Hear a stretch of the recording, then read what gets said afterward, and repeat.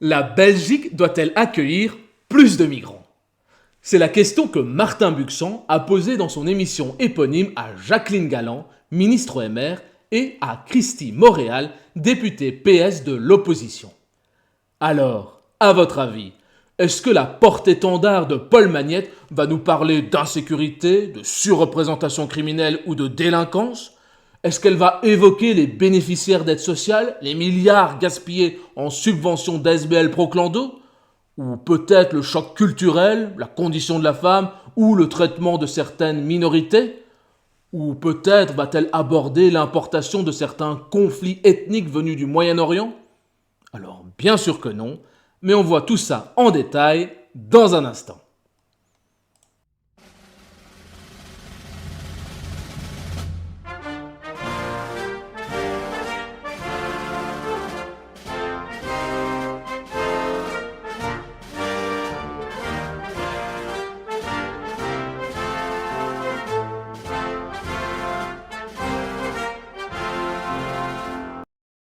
Comme dit en intro, Martin Buxan, à défaut de faire péter les audiences avec un duel Georges-Louis Boucher contre Paul Magnette, a dû se rabattre sur l'équipe B, à savoir la ministre MR Jacqueline Galland, qui cumule les fonctions aussi bien du côté communauté que côté région wallonne, ministre de la fonction publique, de la simplification administrative, parce que oui, leur système est tellement merdique qu'ils doivent créer des postes pour le simplifier. Ensuite, ministre des infrastructures sportives, ministre des médias.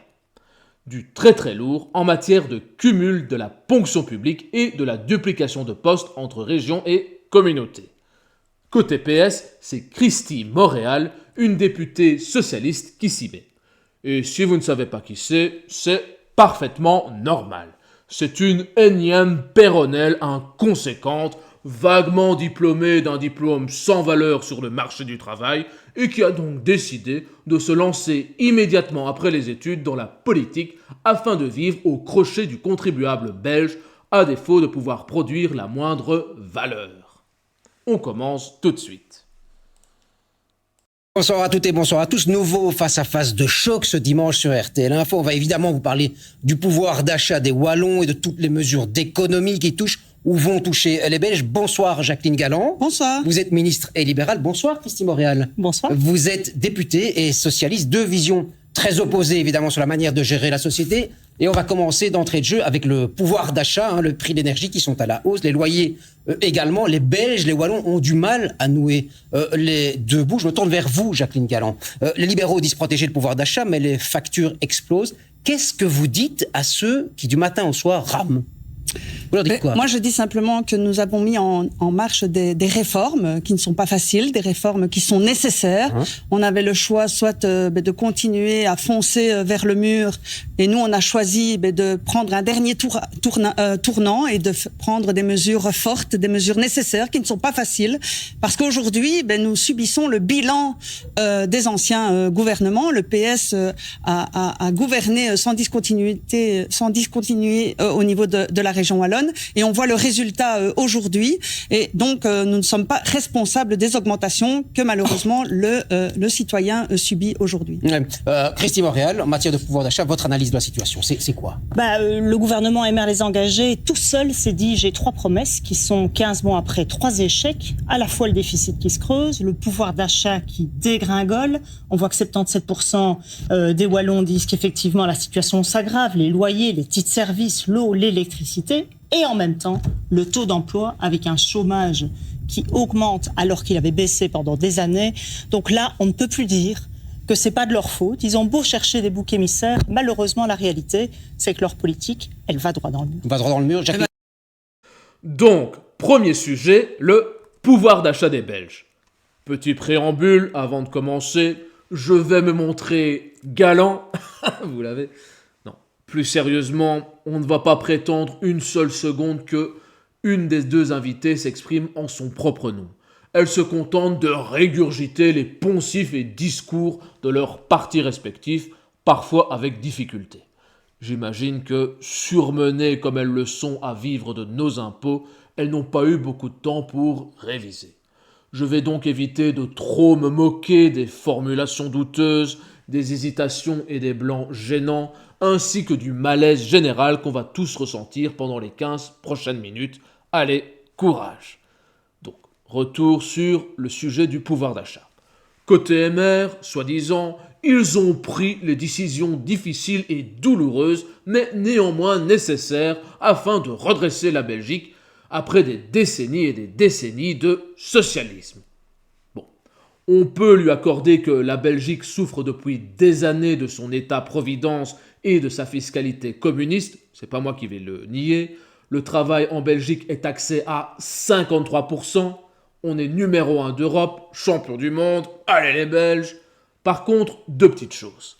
Premièrement, le gouvernement Arizona n'a pris aucune décision courageuse et drastique visant à couper net dans les dépenses gargantuesques de l'État mammouth.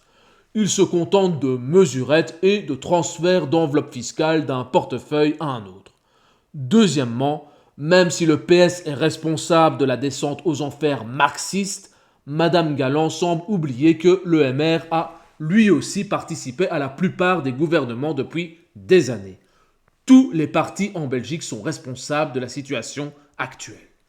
Côté PS, on se réjouit de la situation économique catastrophique de la Belgique, car le PS, chauffant en ce moment confortablement les sièges de l'opposition, peut enfin dire « Ah, et regardez, quand on n'est pas là, tout part à volo. C'est bien la preuve qu'on a besoin de nous, hein ?» Non, pas du tout. Bon, loin de moi l'idée aussi de défendre le bilan de l'Arizona, mais le souci ici c'est qu'un bilan, il n'y en a pas. Les mesures annoncées par le gouvernement ne rentreront en application qu'en 2026. La situation économique n'est pas apparue l'année passée. La Belgique est en déficit structurel depuis des années, car l'État dépense bien plus qu'il ne réussit à ponctionner. Et ne me faites pas dire ce que je n'ai pas dit, nous sommes champions du monde du prélèvement, et donc le souci ce n'est pas un manque de recettes, ce sont les dépenses pantagruéliques de l'État mammouth. Ensuite, l'inflation est majoritairement causée par le fait que nos dépenses sont si élevées que la Belgique doit emprunter pour combler le trou. Et vu que notre dette ne vaut rien, c'est la BCE qui doit racheter en faisant tourner la planche à billets. Ce qui fait qu'on se retrouve avec une monnaie de singe qui achète de moins en moins de biens et de services. Concernant l'emploi et le chômage qui augmente, là encore, c'est parce que pendant des années, les gouvernements communistes successifs, auxquels le PS et le MR participent goulûment, n'ont cessé de déformer le marché en créant une fausse demande. On en a une parfaite illustration avec les subsides à la rénovation. C'est encore un délire escrologique où ils se sont dit « Ah, on va rénover tous les clapiers à lapin de Bruxelles et de la Wallonie et on va filer des subsides et des primes à tout le monde. » Du coup, puisque de toute façon l'argent de nos impôts nous est volé, un nombre significatif de personnes s'est dit « Ah, autant utiliser la prime et rénover la maison, de toute façon l'argent il est perdu. » De nombreuses entreprises se sont alors créées pour répondre à cette fausse demande et, comme d'habitude, à un moment le gouvernement doit se rendre à l'évidence, ce genre de subside est un gouffre financier et donc ils ont annoncé le retrait progressif des aides. Ce qui fait que, évidemment, plus personne n'a envie de se lancer dans ces travaux de merde et du coup, la demande redevient normale et les entreprises qui se sont créées font faillite. Et à cela, bien entendu, il faut ajouter le phénomène inflationniste dont j'ai parlé juste avant. Allez, continuons. Madame Montréal, je vous remercie pour votre lucidité parce que vous constatez que tout le travail que vous avez fait jusqu'à présent n'a pas servi. Justement, il a servi à enfoncer, les Wallons et les Wallonnes. Et donc, nous, aujourd'hui, nous devons rectifier la barre. Et alors, le taux d'emploi, on peut en reparler, voilà. Mais est-ce que vous êtes satisfaite du taux d'emploi aujourd'hui? Et donc, les mesures ne suffisent pas, il faut continuer. Pas depuis que vous êtes là, pas depuis que vous êtes là, je m'excuse, mais il y a 10 000 chômeurs de plus en un an. Vous avez plus de gens au travail aujourd'hui qu'il y a 8 mois. Mais oui, les chiffres sont en augmentation, mais on ne peut pas se réjouir de ces chiffres. Et donc, c'est pour ça qu'il faut prendre des réformes pour absolument augmenter par rapport aux 500 € dans la poche des citoyens. Mais le gouvernement fédéral est installé depuis 8 mois. Et donc, les mesures vont commencer au 1er janvier 2026. Bon. 2027, 2028, 2026, 2030, vous ne les verrez jamais vos 500 € en plus. N'espérez plus, entre nous.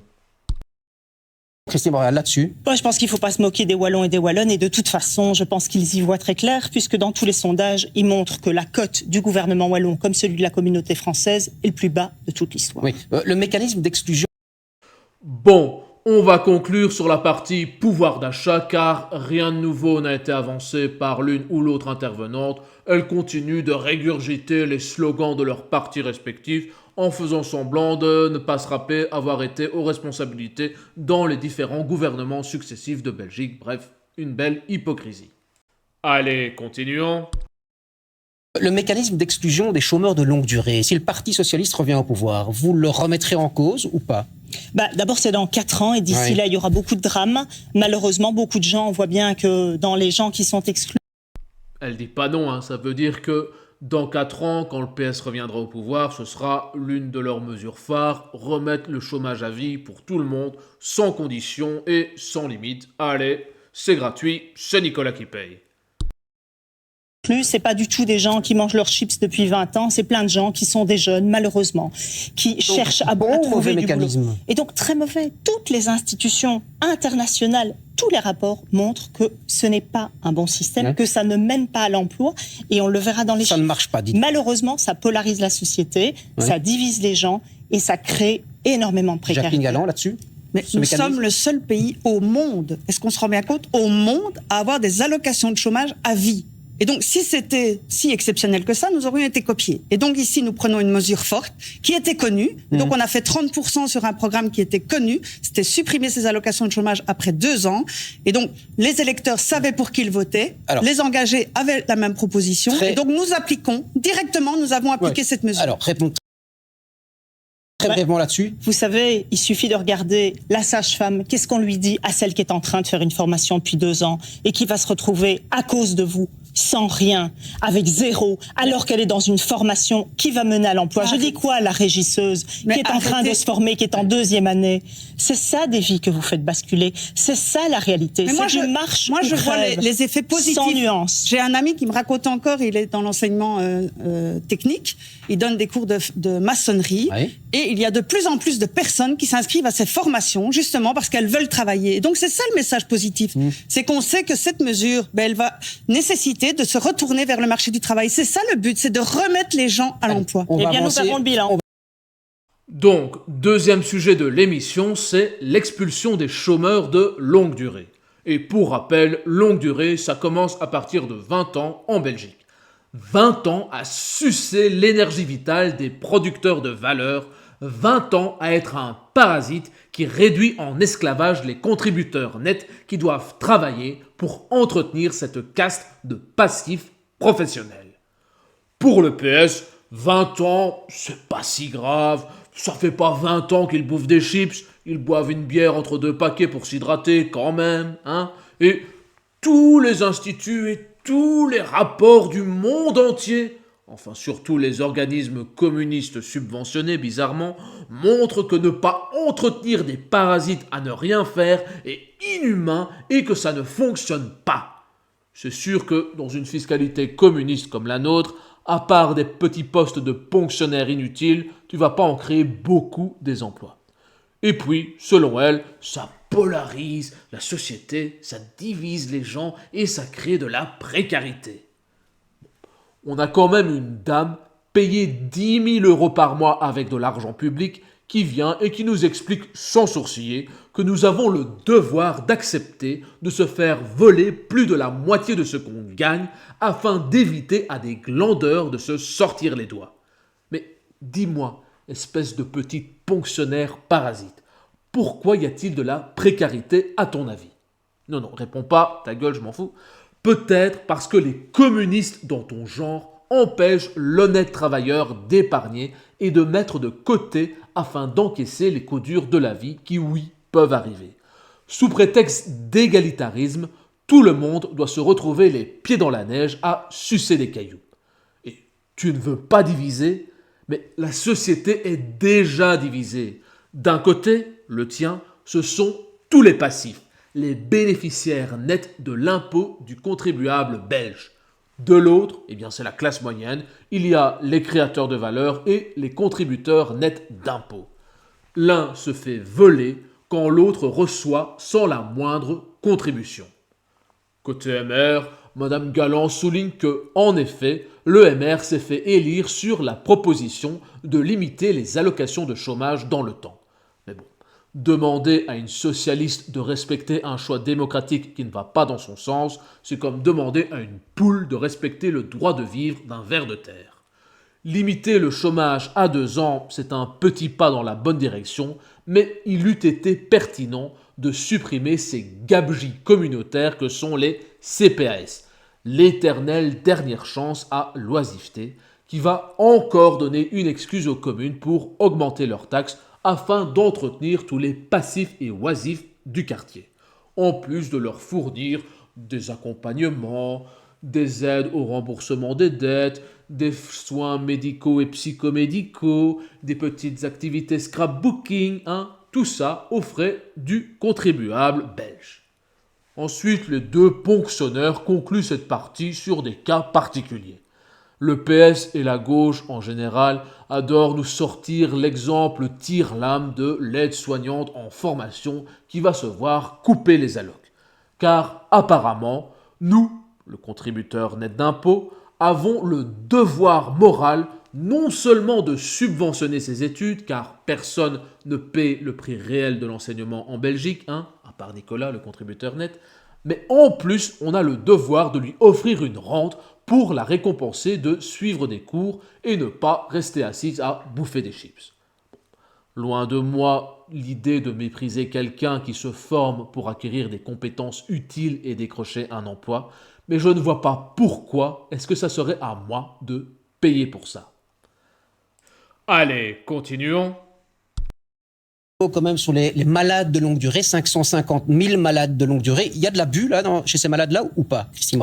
S'il y a de l'abus, il faut le sanctionner. La là, difficulté, c'est le 2 poids 2 mesures en fait. C'est la difficulté parce que, par exemple, la fraude fiscale, c'est 30 milliards qu'on pourrait aller rechercher chaque année, sans taxer personne. Mais là-dessus, on ne les voit pas, ni le MR, ni les engagés. Par contre, sur la fraude sociale, ils s'acharnent sur les plus faibles. En fait, c'est pas du courage, c'est de la lâcheté. Jacqueline Galland. Et donc 500 000 malades de longue durée, c'est beaucoup plus que l'Allemagne, par exemple, qui a 8 millions d'habitants, qui a 80 millions d'habitants, pardon. Et donc, les mesures de contrôle, elles sont nécessaires. Et si nous voulons vraiment pérenniser les vrais malades de longue durée, nous devons prendre des mesures, nous devons améliorer et renforcer les contrôles, et nous devons aussi responsabiliser les médecins. Vous qui avez beaucoup de contacts avec le terrain, moi je rencontre beaucoup de chefs d'entreprise, même ici au niveau de la commune comme bourgmestre, mais combien de personnes qui profitent de certificats qui ne sont pas justifiés. Et donc oui, il faut des contrôles et il faut vraiment que les malades, les vrais malades de longue durée, leur capacité à pouvoir être financée continue et que les autres soient sanctionnés. Alors Christine Morel.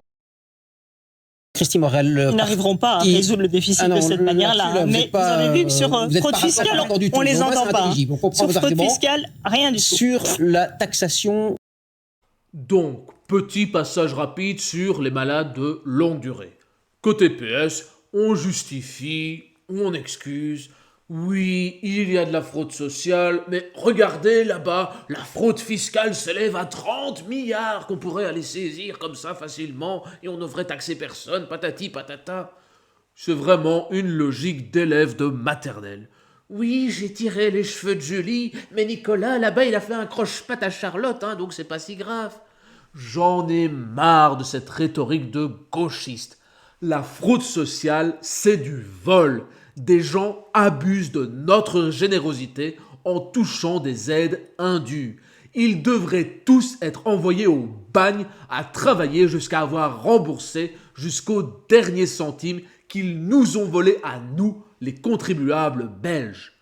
La fraude fiscale, que ces gauchistes communistes mélangent habilement avec de l'optimisation fiscale, ce sont des producteurs de valeur qui refusent de se voir ponctionner 80% de ce qu'ils gagnent par des petits fonctionnaires communistes qui veulent acheter les voix de leur cheptel électoral captif afin de se garantir à eux des rentes d'argent public à vie.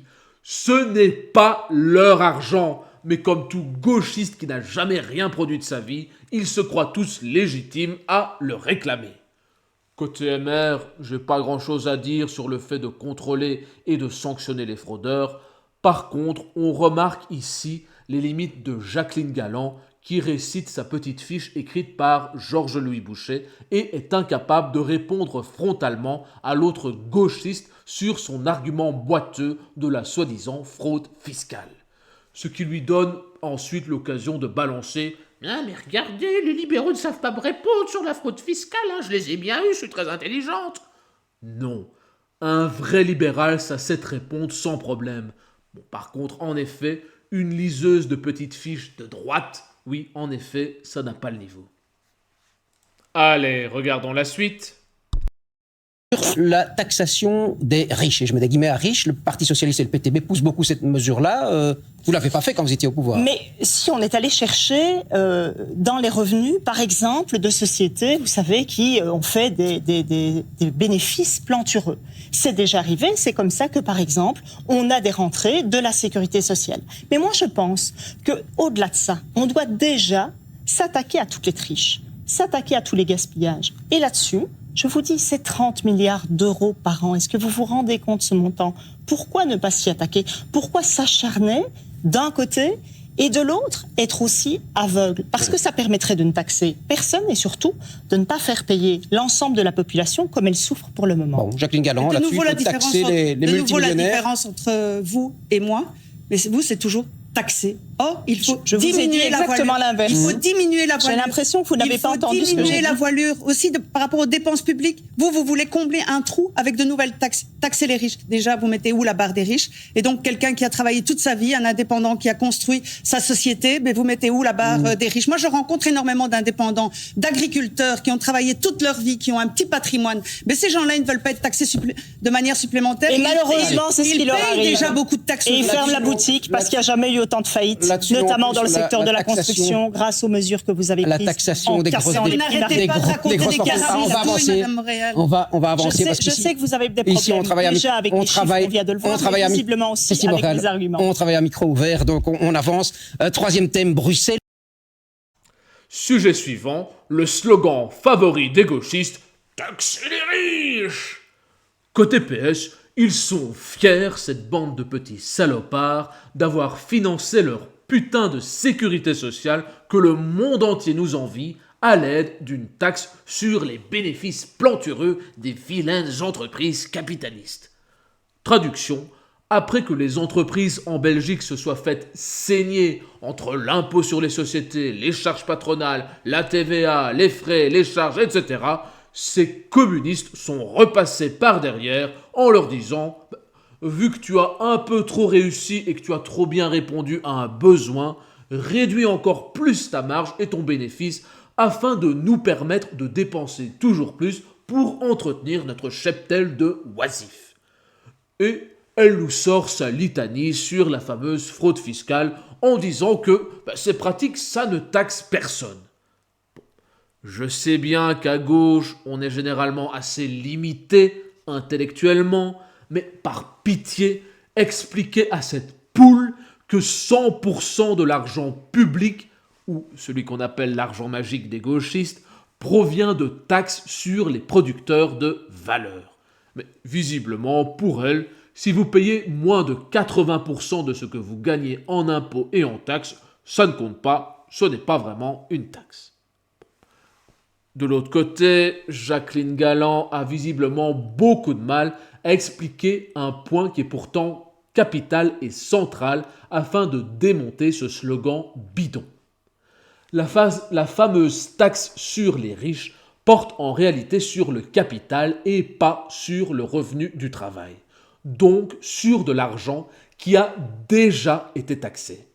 C'est comme si vous aviez une maison que vous ne vendez pas, vous ne la louez pas, vous vivez simplement dedans et ne gagnez aucun argent dessus. Si elle est estimée à, disons, 400 000 euros, ces marxistes veulent vous réclamer tous les ans 2%, c'est-à-dire 8 000 euros, juste parce que vous possédez quelque chose que vous avez payé avec de l'argent qui a déjà été taxé à chaque étape de votre vie. Et si vous ne pouvez pas sortir 8 000 euros d'un coup, en plus de toutes les autres taxes que vous payez déjà, bien évidemment, vous devez vendre votre maison et donc générer davantage de taxes liées à la vente. Merci le communisme.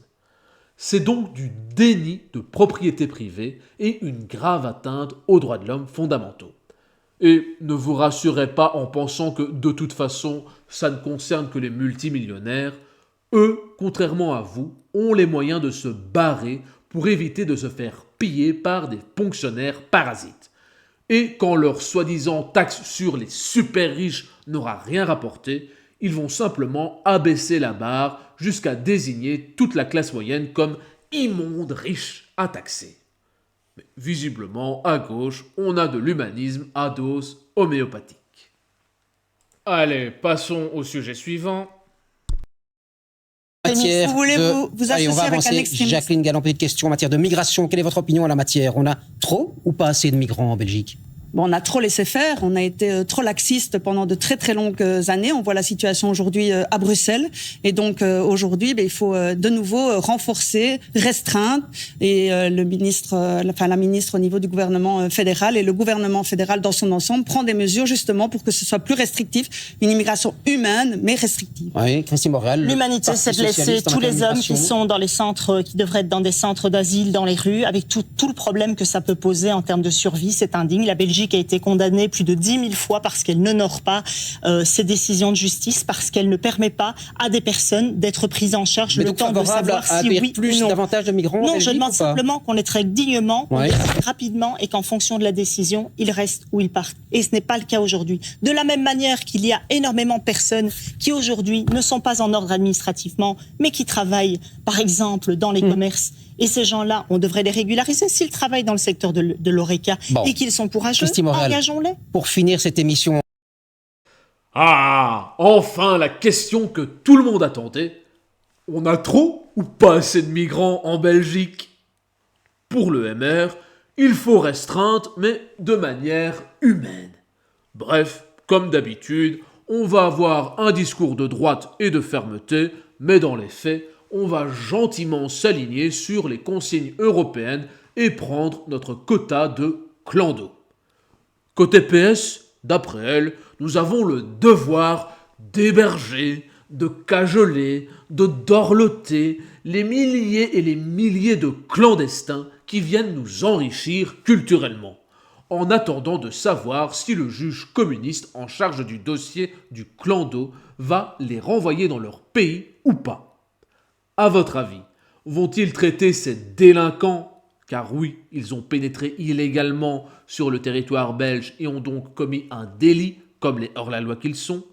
Donc vont-ils les renvoyer dans leur pays ou ces juges vont-ils forcer le contribuable belge à les loger, nourrir, chauffer, vêtir, soigner et divertir? Et, cerise sur le gâteau, cette dinde veut régulariser tous les travailleurs clandestins de l'ORECA. Elle semble oublier que ces gens sont justement engagés parce qu'ils acceptent de travailler pour une bouchée de pain. Enfin, pour être exact, le restaurateur les paie une bouchée de pain, car le complément est toujours payé par le contribuable belge sous forme d'allocation, d'aide ou de subside. Régulariser ces clandestins, c'est simplement les envoyer au chômage, qu'elle veut remettre à vie, bien entendu, et les remplacer par le nouveau cargo de migrants qui arrivera pour travailler dans les restaurants bruxellois. Bon, on va s'arrêter là. Comme vous le voyez, le débat n'a pas grand intérêt car on a deux intervenantes qui ne maîtrisent aucun des sujets dont on leur parle et qui se contentent d'être les chargés de com de leurs partis respectifs. J'en ai déjà parlé dans d'autres vidéos, mais nous avons l'immigration qu'on connaît en Belgique parce que justement la Belgique est un guichet social ouvert à la terre entière où l'on permet à des gens qui possèdent environ 2% des dents qu'un être humain doit normalement posséder de venir toucher une rente à vie pour le simple exploit d'exister. En plus d'être logés, nourris, chauffés, vêtus, soignés, divertis et chouchoutés avec l'impôt du contribuable belge à qui la vie n'a jamais été demandée. Et aux gauchistes dans les commentaires qui va venir me régurgiter les arguments habituels, non, ils ne viennent pas faire les jobs dont les Belges ne veulent pas. le taux d'inactivité de l'immigration africaine est le plus élevé dans la population belge, en plus d'être en surreprésentation parmi les bénéficiaires d'aide sociale, en consommation de substances diverses et en séjour au séchoir, si vous voyez ce que je veux dire. Si la Belgique avait simplement une fiscalité un peu plus libérale et s'écartait de sa candeur envers les idées marxistes et de son État-providence, notre immigration serait une population d'entrepreneurs voulant simplement faire du business, créer leur boîte ainsi que des emplois et payer bien plus de taxes que l'ensemble des gauchistes réunis. Voilà, la vidéo est terminée, n'hésitez pas à liker, à partager et à vous abonner à la chaîne afin de continuer à dire les termes et à clasher les gauchistes.